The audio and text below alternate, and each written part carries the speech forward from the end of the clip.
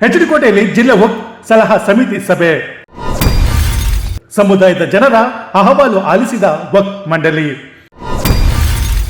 ಹೆಚ್ಡಿಕೋಟೆ ಪಟ್ಟಣದ HSL ಶಾದಿ ಮಹಲ್ನಲ್ಲಿ ಜಿಲ್ಲಾ ವಕ್ಫ್ ಸಲಹಾ ಸಮಿತಿ ಸಭೆ ನಡೆಯಿತು. ಜಿಲ್ಲಾಧ್ಯಕ್ಷ ಅಜುಜುಲ್ಲಾ ಅಜ್ಜು ಸೇರಿದಂತೆ ವಕ್ಫ್ ಮಂಡಳಿಯ ಸದಸ್ಯರು, ಅಧಿಕಾರಿಗಳು ಭಾಗವಹಿಸಿ ಸಮುದಾಯದ ಜನರ ಅಹವಾಲು ಆಲಿಸಿದರು. ಕಾಂಪೌಂಡ್ ಇಲ್ಲದೆ ಇರೋದ್ರಿಂದ ಮಸೀದಿಯಲ್ಲಿ ಅನೈತಿಕ ಚಟುವಟಿಕೆಗಳು ನಡೆಯುತ್ತಿವೆ. ಚರಂಡಿ ಇಲ್ಲದೆ ಮಳೆ ನೀರು ಮಸೀದಿಗೆ ನುಗ್ಗುತ್ತೆ. ಹೀಗೆ ಮಸೀದಿ, ಮದ್ರಾಸ, ಕಬರಸ್ಥಾನ ಸಮಸ್ಯೆಗಳ ಕುರಿತು ಜಿಲ್ಲಾ ವಕ್ಫ್ ಸಲಹಾ ಸಮಿತಿ ಸಭೆ ಗಮನಕ್ಕೆ ತರಲಾಯಿತು.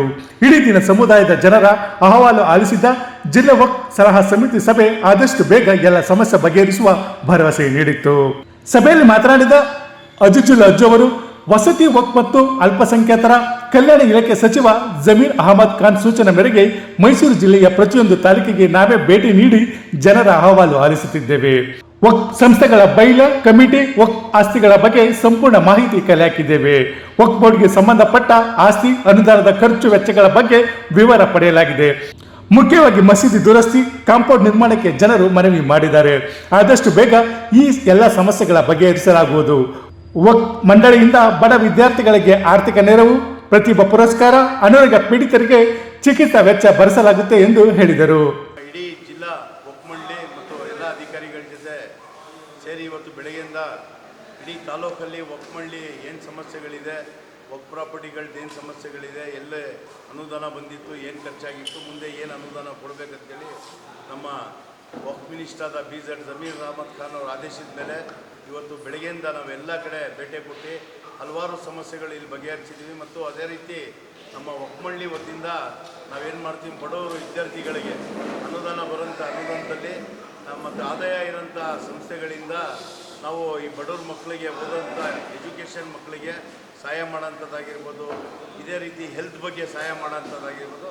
ಹಲವಾರು ವರ್ಷದಿಂದ ಈ ಮಕ್ಕಳು ಓದಿ ಅವ್ರಿಗೆ ಫೀಸ್ ಕಟ್ಟದ ಮುಂದೆ ಹೋಗಿ ಅವರು ಈ ಸಮಾಜದಲ್ಲಿ ಒಳ್ಳೆಯ ಅಧಿಕಾರಿಗಳಾಗಿ ಮತ್ತು ಉನ್ನತ ಸ್ಥಾನಕ್ಕೆ ಹೋಗೋಕ್ಕೆ ನಮ್ಮ ವಕ್ಫ್ ಮಂಡಳಿಯಿಂದ ಅನುದಾನದಲ್ಲಿ ಅವ್ರಿಗೆ ಫೀಸ್ ಕಟ್ಟಂಥ ಒಂದು ಕಾರ್ಯಕ್ರಮ ಇವತ್ತು ನಮ್ಮ ಶರಫುದ್ದೀನು ಈ ಜಿಲ್ಲೆಯ ವಕ್ಫ್ ಸದಸ್ಯರಾಗಿದ್ದಾರೆ. ಮತ್ತು ಈ ತಾಲೂಕಿನ ಜಾಸ್ತಿ ಜವಾಬ್ದಾರಿ ನಾವು ಶರಫುದ್ದೀನ್ ಕೊಟ್ಟ ಮೇಲೆ ಈ ತಾಲೂಕಲ್ಲಿ ಎಲ್ಲ ಭೇಟಿ ಕೊಟ್ಟು ಸುಮಾರು ಒಂದು 25 ನಮ್ಮ ಸಂಸ್ಥೆಗಳಿಗೆ ಭೇಟಿ ಕೊಟ್ಟು ಒಂದೇ ಕಡೆ ಅವ್ರಿಗೆ ಸೇರಿಸಿ ಅಲ್ಲೂ ಕಡೆ ಭೇಟಿಯನ್ನು ಕೊಟ್ಟು ಇವತ್ತು ಬೆಳಗ್ಗೆಯಿಂದ ನಾವು ಎಲ್ಲ ಮುಖಂಡರುಗಳ ಜೊತೆ, ಅಧ್ಯಕ್ಷರು, ಸೆಕ್ರೆಟರಿ, ಕಮಿಟಿಗಳ ಜೊತೆ ಸೇರಿ ಇಲ್ಲೇನು ಸಮಸ್ಯೆ ಇದೆ ಸರ್ಕಾರದ ಮಟ್ಟದಿಂದ ಮತ್ತು ವಕ್ಫ್ ಮಂಡಳಿಯಿಂದ ಏನು ಬಗೆಹರಿಸ್ಬೇಕಂತೇಳಿ ಒಂದು ಸಭೆಯನ್ನು ಮಾಡಿದ್ದೀವಿ.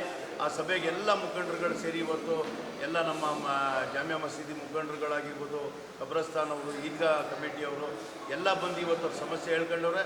ಆದಷ್ಟು ಬೇಗ ಈ ತಾಲೂಕಿನ ಏನು ಸಮಸ್ಯೆ ಇದೆ ವಕ್ಫ್ ಮಂಡಳಿಯಿಂದ ನಾವು ಬಗೆಹರಿಸೋಂಥ ಒಂದು ಪ್ರಯತ್ನ ಮಾಡ್ತೀವಿ. ಇದೇ ವೇಳೆ ವಕ್ಫ್ ಕಾಯ್ದೆ ತಿದ್ದುಪಡಿ ಬಗ್ಗೆ ಮಾತನಾಡಿದ ಅವರು, ವಕ್ಫ್ ಆಸ್ತಿ ಸರ್ಕಾರದಿಂದ ಬಂದಿಲ್ಲ, ಸಮುದಾಯದ ಏಳಿಗೆಗಾಗಿ ನಮ್ಮ ಪೂರ್ವಜರು ದಾನಗಳು ನೀಡಿರುವ ಆಸ್ತಿ, ಇದನ್ನು ಯಾರಿಂದಲೂ ಕಬಳಿಸೋದಕ್ಕೆ ಸಾಧ್ಯವಿಲ್ಲ ಅಂತ ಹೇಳಿದರು. ವಕ್ಫ್ ಕಾಯ್ದೆ ತಿದ್ದುಪಡಿ ಬಗ್ಗೆ ನಿಮ್ಮ ಅಭಿಪ್ರಾಯ ಏನು ಸರ್? ಸರ್, ಅದು ನಮ್ಮ ವಕ್ಫ್ ಕಾಯ್ದೆ ಏನಿದೆ, ಈ ಪ್ರಾಪರ್ಟಿಗಳೇನಿದೆ ಇದು ಯಾವುದೇ ಸರ್ಕಾರದ ಪ್ರಾಪರ್ಟಿ ಅಲ್ಲ. ನಮ್ಮ ಆ ಕಾಲದಲ್ಲಿ 100 ವರ್ಷದ ಹಿಂದೆ ನಮ್ಮ ದಾನಿಗಳು 100 ಎಕರೆ ಜಮೀನಿತ್ತಲ್ಲ, ಬರೋಂಥ ಪೀಳಿಗೋಸ್ಕರ ಅದು ಉಪಯೋಗ ಆಗಲಿ ಅಂತ ಕೂಡಿ ಕೊಟ್ಬಿಟ್ಟು ಹೋಗಿರೋಂಥ ಪ್ರಾಪರ್ಟಿಲಿ ನಮ್ಮ ಸಂಸ್ಥೆಗಳಿದೆ. ಹಲವಾರು ಪ್ರಾಪರ್ಟಿಗಳು ಹಲವಾರು ಜನ ಹಿಡ್ಕೊಂಡಿದ್ರು. ಇವತ್ತು ನಾವು ಅದು ಕೇಳಕ್ಕೆ ಹೋಯ್ತಾ ಇರೋಂಥ ಪ್ರಾಪರ್ಟಿ ಉಳಿಸ್ಬೇಕಂತೇಳಿ ಇಂಥ ಕಾಯ್ದೆ ಬರೋದ್ರಿಂದ ಯಾವುದೇ ಮಸೀದಿಗಾಗಲಿ, ಯಾವುದೇ ದರ್ಗಾಗಾಗಲಿ, ಯಾವುದೇ ಕಬ್ರಸ್ತಾನ್ಗೆ ಏನೂ ತೊಂದರೆ ಆಗಲ್ಲ. ಅಲ್ಲಿ ಇರೋಂಥ ಸಂಸ್ಥೆಗಳು ಬಿಗಿಯಾಗವೆ, ಅಲ್ಲಿ ಮಾಡೋಂಥ ಸೇವೆಗಳು ಮತ್ತು ದಾಖಲೆಗಳನ್ನ ಮತ್ತು ಬಿಗಿಯಾಗಿದೆ. ಯಾವುದೇ ಕಾನೂನು ಬಂದರೂ ಯಾರೂ ಎದುರುಕೊಳ್ಳೋದು ಬೇಕಾಗಿಲ್ಲ. ನಮ್ಮ ಸಂಸ್ಥೆಗಳು ಏನು ಹಿಂದೇನು ನಡೆದಿದೆ ಮುಂದೆ ಇನ್ನೂ ಹೆಚ್ಚಿನ ರೀತಿಯಲ್ಲಿ ಅಭಿವೃದ್ಧಿ ಮಾಡಿ ನಡೆಸ್ಕೊಳ್ತೀವಿ. ಇತ್ತೀಚೆಗಷ್ಟೇ ಕೇಂದ್ರ ಸರ್ಕಾರ ಜಾರಿಗೆ ತಂದಿರುವ ವಕ್ಫ್ ಕಾಯ್ದೆ ತಿದ್ದುಪಡಿಯಲ್ಲಿ ಮುಸ್ಲಿಮರಿಗೆ ಮಾತ್ರ ಆಸ್ತಿದಾನ ನೀಡಲು ಅವಕಾಶ ನೀಡುವುದು, ಮುಸ್ಲಿಮೇತರರನ್ನು ಸಂಸ್ಥೆಗಳಲ್ಲಿ ಸೇರಿಸುವುದು ಮತ್ತು ಮಹಿಳೆಯರ ಪ್ರತಿನಿಧಿಯನ್ನು ಹೆಚ್ಚಿಸುವುದು ಸರಿಯಲ್ಲ. ನಾವು ದೇವಸ್ಥಾನಕ್ಕೆ ಹೋಗಿ ಪೂಜೆ ಮಾಡಲು ಆಗಲ್ಲ, ಅದೇ ರೀತಿ ನಮ್ಮ ಮಸೀದಿಗೆ ಬಂದು ಅವರು ನಮಾಜ್ ಮಾಡಲು ಸಾಧ್ಯವೇ? ಹೀಗಿರುವಾಗ ಕಾಯ್ದೆ ಕೆಲ ಪ್ರಮುಖ ಅಂಶಗಳಿಗೆ ಸುಪ್ರೀಂ ಕೋರ್ಟ್ ತಡೆ ನೀಡಿದ್ದು ನಮಗೆ ನ್ಯಾಯಾಲಯದಲ್ಲಿ ನ್ಯಾಯ ಸಿಗುವ ಭರವಸೆ ಇದೆ ಅಂತ ಹೇಳಿದರು. ಸರ್, ಈ ಕಾಯ್ದೆ ತಿದ್ದುಪಡಿಯಿಂದ ಒಂದು ಭೂಗಳ್ಳರಿಗೆ ಅವಕಾಶ ಮಾಡಿಕೊಡ್ತಿದೆ ಏನೋ ಒಂದು ಆರೋಪ ಇದೆ ಸರ್ ನಿಮ್ಮ ಸಮಾಜದಲ್ಲೇ. ಮಾಜಿ ಅಧ್ಯಕ್ಷರಾಗಿರುವಂಥ ಅವರೇ ಆರೋಪ ಮಾಡ್ತಿದ್ದಾರೆ, ಇದ್ರ ಬಗ್ಗೆ ಸರ್? ಇಲ್ಲ ನೋಡಿ, ನಮ್ಗೆ ಆದಂಥ ನಮ್ಮ ಮಂತ್ರಿಗಳಿದ್ದಾರೆ, ಅದ್ರ ಬಗ್ಗೆ ಸಾಕಷ್ಟು ಹೋರಾಟ ಮಾಡಿದೆ. ಇದು ಒಂದು ರಾಜ್ಯದಲ್ಲ, ಒಂದು ಜಿಲ್ಲೆ ಸಮಸ್ಯೆ ಅಲ್ಲ, ಇಡೀ ಭಾರತದಲ್ಲಿ ಸಮಸ್ಯೆ ಆಗಿದೆ. ಅದಕ್ಕೆ ಆದಂಥ ಕಾನೂನು ರೀತಿಯಲ್ಲಿ ಹೋರಾಟ ಮಾಡ್ತದೆ. ಕಾನೂನು ಏನು ತೀರ್ಮಾನ ಅಂತಂದ್ರೆ ಎಲ್ಲ ಅದನ್ನು ಪಾಲಿಸಬೇಕಾಗ್ತದೆ. ಸರ್ ಬೇರೆ ಧರ್ಮದವ್ರನ್ನು ಸಹ ಸದಸ್ಯರನ್ನಾಗಿ ಮಾಡಿದ್ದಾರೆ. ಇದಕ್ಕೆ ಒಂದು ಆಪೋಸ್ ಇದೆ, ಏನು ಹೇಳ್ತೀರಾ ಸರ್? ಅಲ್ಲ, ಅದಕ್ಕೆ ಉತ್ತರ ಸಾಕಷ್ಟು ಜನ ಕೊಟ್ಟರು. ಈ ಸಂದರ್ಭದಲ್ಲಿ ಈ ಉತ್ತರ ಕೊಡೋದಲ್ಲ. ನಾವು ಯಾವುದೇ ಧರ್ಮದ ಸಂಸ್ಥೆಯಲ್ಲಿ ಹೋಗ್ಬಿಟ್ಟು ನಮ್ಮ ಮೆಂಬರ್ ಮಾಡಿ ಅಂತ ಕೇಳಲ್ಲ. ಅವರು ಬರಲ್ಲ ಅಂತ ತಿಳ್ಕೊಂಡಿದ್ದೀವಿ. ಅವರ ಧರ್ಮ ಕೇಂದ್ರಗಳೇನವೆ ಆ ಧರ್ಮಕ್ಕೆ ಸಂಬಂಧಪಟ್ಟವ್ರು ಮಾತ್ರ ಸೇವೆ ಮಾಡಿದ್ರೆ ಒಳ್ಳೆಯದು. ಈಗ ಯಾವುದೋ ಬೇರೆ ಧರ್ಮದವ್ರು ಸೇರಿಸ್ಬಿಟ್ರೆ ನಾವು ಬಂದು ಅಜಾಮ್ ಕೂಗಿ ಅಂತ ಕೇಳ್ತದ ಅವ್ರಿಗೆ. ಅವ್ರು ಕೂಗೋಕ್ಕಾಗಲ್ಲ, ಅವ್ರಿಗೆ ಗೊತ್ತಿಲ್ಲ. ಬನ್ನಿ ನಮಾಜಿ ಮಾಡಿ ಅಂತ ಹೇಳೋಕ್ಕೈತದ? ಮಾಡೋಕ್ಕಾಗಲ್ಲ. ಬನ್ನಿ ಅವ್ರು ನಮಾಜಿ ಮಾಡಿ ಅಂತ ನಾವು ಮಸೀದಿ ಕರೆಯೋಕ್ಕೈತದ? ಇವೆಲ್ಲ ರಾಜಕೀಯ ವಿಷಯಗಳು. ಇದಕ್ಕೆಲ್ಲ ಏನಾಗಲ್ಲ. ಕಾನೂನು ಸುಪ್ರೀಂ ಕೋರ್ಟು ಒಳ್ಳೆ ತೀರ್ಮಾನ ಕೊಡ್ತದೆ. ಹಿಂದೆ ಏನು ನಡೀತಿತ್ತು ಅದಕ್ಕಿಂತ ಅನುಕೂಲ ರೀತಿಯಲ್ಲಿ ನಡೆಸ್ಕೋಗಂತ ಸುಪ್ರೀಂ ಕೋರ್ಟ್ ಮೇಲೆ, ಸಂವಿಧಾನದ ಮೇಲೆ ನಮ್ಮ ನಂಬಿಕೆ ಇದೆ. ಸಂವಿಧಾನ ಎಲ್ಲದಕ್ಕಿಂತ ದೊಡ್ಡದಿಲ್ಲ. ಎಲ್ಲ ಧರ್ಮಕ್ಕಿಂತ, ಎಲ್ಲ ಧರ್ಮ ಗಂಧಕ್ಕಿಂತ ಈ ಭಾರತದಲ್ಲಿ ಸಂವಿಧಾನನೇ ದೊಡ್ಡದು. ಸಂವಿಧಾನದ ಮೇಲೆ ದೇಶ ನಡೀತಿದೆ. ಜಿಲ್ಲಾ ವಕ್ಫ್ ಸಲಹಾ ಸಮಿತಿ ಸಭೆಯ ಸದಸ್ಯ ಸಫರುದ್ದೀನ್ ಮಾತನಾಡಿ, ತಾಲೂಕಿನಲ್ಲಿರುವ ನಮ್ಮ ಸಮುದಾಯದ ಜನರ ಸಮಸ್ಯೆಗಳನ್ನು ಸಮಿತಿ ಸಭೆ ಗಮನಕ್ಕೆ ತರಲಾಗಿದೆ. ಆದಷ್ಟು ಬೇಗ ಸಮಸ್ಯೆಗಳನ್ನು ಬಗೆಹರಿಸುವ ವಿಶ್ವಾಸವಿದೆ ಅಂತ ಹೇಳಿದರು. ಹೆಸರು ಸಫರುದ್ದೀನ್ ಅಂತ, ಮೈಸೂರು ಜಿಲ್ಲಾ ವಕ್ಫ್ ಬೋರ್ಡ್ ಸಲಹಾ ಸಮಿತಿಯ ಸದಸ್ಯನಾಗಿದ್ದೀನಿ. ನಾನು ಭಾಳಷ್ಟು ಸದಸ್ಯನಾದಮೇಲೆ ಭಾಳಷ್ಟು ಸರಿ ನಮ್ಮ ಅಜೀಜುಲ್ಲಾ ಅಜ್ಜಿ ಚೇರ್ಮನ್ ಸರ್ ಅವ್ರಿಗೆ ಹೇಳ್ತಾ ಇದ್ದೆ, ಸರ್ ನಮ್ಮ ತಾಲೂಕಲ್ಲೂ ಭಾಳಷ್ಟು ಕೆಲಸ ಕಾರ್ಯಗಳವೆ, ಆಗಿರೋಂಥ ಕೆಲಸಗಳು ಸರಿಯಾಗಿಲ್ಲ. ಆದ್ದರಿಂದ ತಾವು ಬಂದು ಇಲ್ಲಿ ಮುಂದೆ ಬಹಳಷ್ಟು ಅನುದಾನ ಬೇಕು ಅಂತ ಅವರು ಕೇಳ್ಕೊಂಡಾಗ ಅವರು ಎರಡೂವರೆ ತಿಂಗಳಾಯಿತು ಕೊಟ್ಟಿರಲಿಲ್ಲ. ಈಗ ನನಗೆ ಇವತ್ತಿನ ಡೇಟ್ ಕೊಟ್ಟರು.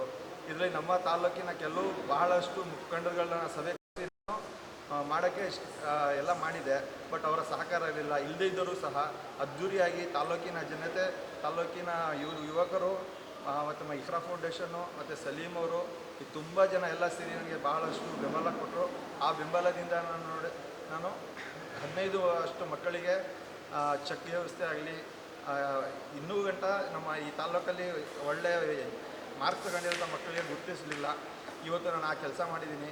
ಇನ್ನೂ ಮುಂದಿನ ದಿನಗಳಲ್ಲಿ ಭಾಳಷ್ಟು ಕೆಲಸಗಳು ಮಾಡ್ತೀನಿ ಅಂತ ಹೇಳ್ತಾ ನನ್ನ ಮಾತನ್ನು ಮುಗಿಸಿದ್ದೀನಿ. ನಮ್ಮ ಬಂದಂಥ ಜಿಲ್ಲಾಧ್ಯಕ್ಷರಿಗೆ ನಾನು ಬರಬೇಕು. ನಮ್ಮ ತಾಲೂಕಿಗೆ ಮೈಸೂರು ಜಿಲ್ಲೆ ಸಮಿತಿ ಅಧ್ಯಕ್ಷರು ಸದಸ್ಯರು ಬಂದಿದ್ದರಿಂದ ನಮ್ಮ ತಾಲೂಕಿಗೆ ಎಲ್ಲರಿಗೂ ಸಂತೋಷ ವಿಷಯ. ನಾವು ಇಲ್ಲಿಂದ ಅರ್ಜಿ ತಗೊಂಡು ಹೋಗ್ಬೇಕಾದ ವಿಷಯದಲ್ಲಿ ಅವರೇ ಬಂದು ನಮ್ಮ ಹತ್ರ ಇಲ್ಲಿ ಅರ್ಜಿ ಸ್ವೀಕರಿಸಿದ್ರಿಂದ ಅವರಿಗೆ ಭಾಳ ಅಭಿನಂದನೆಗಳು. ಅದು ಇದೇ ರೀತಿ ಮುಂದುವರಿಸ್ಕೋದ್ರೆ ನಮ್ಮ ತಾಲೂಕಿನ ಸಣ್ಣ ಪುಟ್ಟ ಕಬ್ರಸ್ತಾನ ಆಗಲಿ, ಮಸೀದಿ ಆಗಲಿ, ರಬ್ಬಿ ಮದ್ರಸಾ ಆಗಲಿ ಎಲ್ಲರಿಗೂ ಅನುಕೂಲ ಆಗುತ್ತೆ. ಅವರು ಶಕ್ತಿಯಿಂದ ಮಾಡ್ತಾರಂತ ನಮಗೂ ನಂಬಿಕೆ ಇದೆ. ಮುಂದೆ ಇದೇ ಥರ ಮುಂದುವರಿಸ್ಕೋದ್ರೆ ನಮ್ಮ ತಾಲೂಕು ಎಲ್ಲ ಜನರಿಗೂ ಅನುಕೂಲ ಆಗುತ್ತೆ ಅಂತ ಬಯಸ್ತೀನಿ. ಇನ್ನು ಸಭೆಯಲ್ಲಿ ಅತಿ ಹೆಚ್ಚು ಅಂಕ ಪಡೆದ ಸಮುದಾಯದ ವಿದ್ಯಾರ್ಥಿಗಳಿಗೆ ಪ್ರತಿಭಾ ಪುರಸ್ಕಾರ ಮಾಡಿ 5,000 ರೂಪಾಯಿ ಚೆಕ್ ವಿತರಣೆ ಮಾಡಲಾಯಿತು. HD ಕೋಟೆಯಿಂದ ಶ್ರೀಕಂಠ ಈಶ್ವರ್, ಇಂಡಿಯಾ ಫಸ್ಟ್ ನಿರ್ಭೀತಿಯಿಂದ ನಿಮಗಾಗಿ.